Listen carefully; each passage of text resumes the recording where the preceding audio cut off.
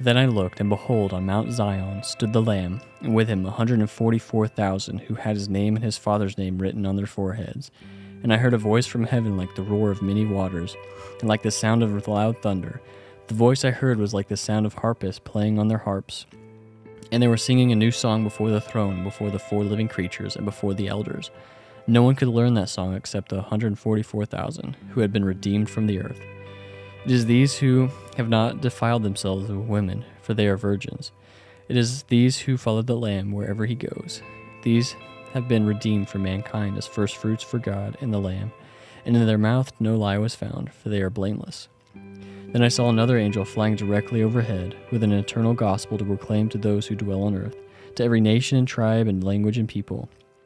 And he said with a loud voice, "Fear God and give him glory, because the hour of his judgment has come. And worship him who made heaven and earth, the sea and the springs of water." Another angel, a second, followed, saying, "Fallen, fallen is Babylon the Great, she who made all nations drink the wine of the passion of her sexual immorality." And another angel, a third, followed them, saying with a loud voice, "If anyone worships the beast in its image and receives a mark on his forehead or on his hand, he will also drink the wine of God's wrath, poured full strength into the cup of his anger, and he will be tormented with fire and sulfur in the presence of the holy angels and in the presence of the Lamb.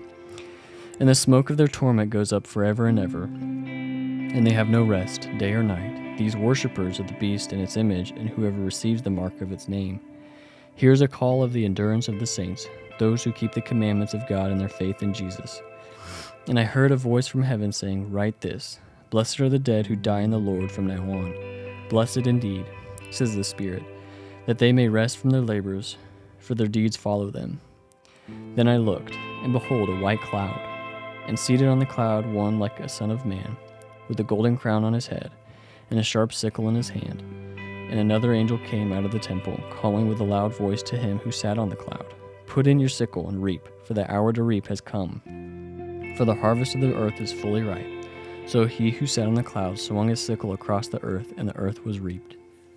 Then another angel came out of the temple in heaven, and he too had a sharp sickle. And another angel came out from the altar, the angel who has authority over the fire, and he called with a loud voice to the one who had the sharp sickle, "Put in your sickle and gather the clusters from the vine of the earth, for its grapes are ripe."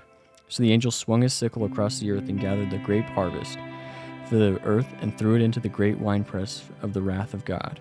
And the winepress was trodden outside the city, and blood flowed from the winepress, as high as a horse's bridle, for 1,600 stadia.